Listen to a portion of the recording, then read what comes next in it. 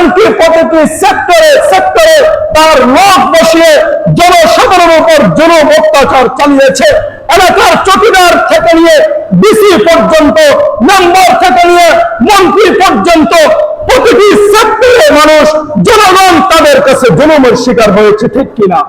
মুহতারাম হাজিরিন, এই জুলুম যখন শেষ প্রান্তে পরিণত হয়েছে, জুলুম অত্যাচার করতে করতে যখন মানুষ অতিষ্ঠ হয়ে গেছে, হাহাকার শুরু হয়েছে, মানুষের চোখ দিয়ে আর পানি বের হয় না, রক্ত বের হয়, এমন সময় আল্লাহ সুবহানাহু ওয়া তাআলা এই জালেমের পতন করে আল্লাহ সুবহানাহু ওয়া তাআলা বাংলাদেশের মানুষকে জালেম শাসন থেকে মুক্ত করেছে, ঠিক কিনা? মুহতারাম হাজিরিন, এই কারণে এর শুকরিয়া আদায় করা দরকার, এর শুকরিয়া আদায় করা দরকার। আমরা এই জালেমের পতনে শুধুমাত্র খুশি হয়ে আনন্দ উল্লাস করলে হবে না, বরং এই স্বাধীনতা আমাদেরকে রক্ষা করতে হবে। মুহতারাম হাজিরিন, আল্লাহ সুবহানাহু ওয়া তাআলা এই কারণে বারবার বলেছে, তোমরা নিয়ামত পাওয়ার পর নিয়ামতের শুকরিয়া আদায় করো, তখন আমি আল্লাহ নিয়ামত বাড়িয়ে দেব। আর যদি নিয়ামতের শুকরিয়া আদায় না করো, তাহলে পুনরায় আমি আল্লাহ তোমাদের উপর শাস্তি নামিয়ে দিব। জালেম বাদশার পতন হওয়া, এটা মানুষের জন্য, জনগণের জন্য অনেক বড় একটি নিয়ামত। এই নিয়ামতের শুকরিয়া আদায় করা, এই নিয়ামত স্বয়ং আল্লাহ সুবহানাহু ওয়া তাআলার পক্ষ থেকে ছাত্র জনতার মাধ্যমে তিনি আমাদেরকে দান করেছেন। এই কারণে এই নিয়ামতের শুকরিয়া আদায় করা, যেভাবে ঠান্ডা মাথার খুনি তার রাজত্ব যেভাবে সাজিয়েছিল, সে মনে করে নাই যে এইভাবে তার পতন হবে। মুহতারাম হাজিরিন, এমন ভাবে তার রাজত্ব সে কায়েম করেছে, আয়নাগরের নামে জঙ্গল সে তার রাষ্ট্রের মধ্যে কায়েম করেছে। সেখানে হাজার হাজার মানুষের লাশ পচে গলে হাড্ডিটা আজ সেখানে উপস্থিত রয়েছে। এইভাবে সে আয়নাগর নামে জমঘর নির্মাণ করেছে। মুহতারাম হাজিরিন, সর্বপ্রথম ক্ষমতা আসার পর বিডিআর বিদ্রোহের মাধ্যমে সেনাবাহিনীকে হত্যা করে সে তার পথকে পরিষ্কার করেছে। এরপরে আল্লাহ সুবহানাহু ওয়া তাআলা তাকে ছাড় দিয়েছেন, দেখি জালেম তওবা করে আমার রাস্তায় ফিরে আসে কিনা।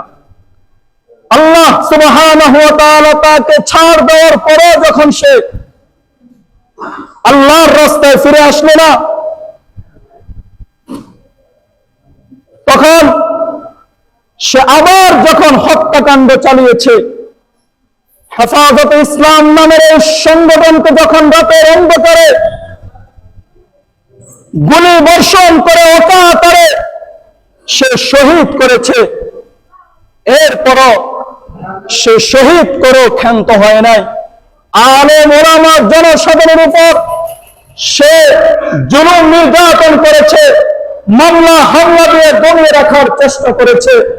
এরপরও আল্লাহ সুবহানাহু ওয়া তাআলা তাকে ছাড় দিয়েছে, দেখি জালেম তওবা করে আমার রাস্তায় ফিরে আসে কিনা। না, দেখে যে জালেম ফিরে আসে না। এরপর সে এইভাবে অন্যান্য দলকে জুলুম নির্যাতন নিপীড়ন করে দমিয়ে রেখেছে।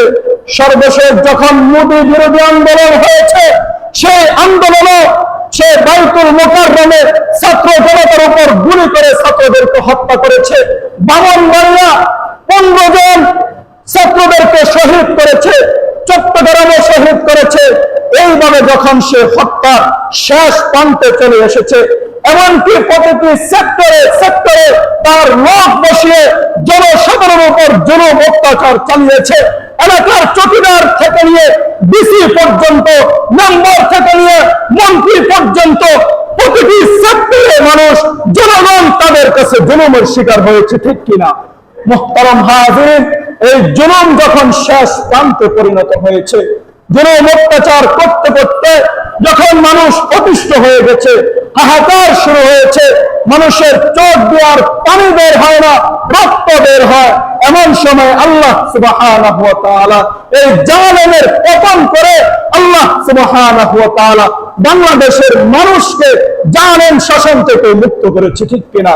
মুহতারাম হাজিরিন, এই কারণে এর শুকরিয়া আদায় করা দরকার, এর শুকরিয়া আদায় করা দরকার।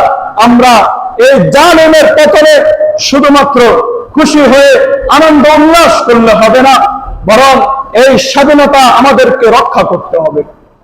মুহতারাম হাজিরিন, আল্লাহ সুবহানাহু ওয়া তাআলা এই কারণে বারবার বলেছে, তোমরা নিয়ামত পাওয়ার পর নিয়ামতের শুকরিয়া আদায় করো, তখন আমি আল্লাহ নিয়ামত বাড়িয়ে দেব। আর যদি নিয়ামতের শুকরিয়া আদায় না করো, তাহলে পুনরায় আমি আল্লাহ তোমাদের উপর শাস্তি নামিয়ে দিব।